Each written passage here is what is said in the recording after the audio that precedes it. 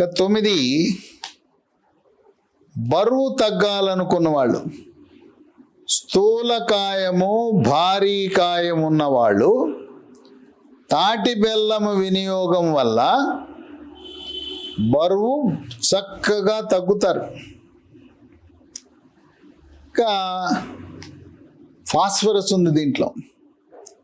10, phosphorus ఉండటం వల్ల phosphorus అనేది ఎముక పటుత్వానికి దోహదపడుతుంది. ఈ తాటి బెల్లం తింటే ఎముక పెళుసుదనం పోతుంది, పిల్లలు ఎత్తు పెరుగుతారు, మోకాళ్ళ నొప్పులు, నడుము నొప్పులు, కాళ్ళ నొప్పులు, కీళ్ళ నొప్పులు నివారించడానికి ఉపయోగపడుతుంది. కనుక మనము చక్కెర వాడద్దు, షుగరు, పంచదార వినియోగాన్ని పూర్తిగా నిలుపుదల చేయండి.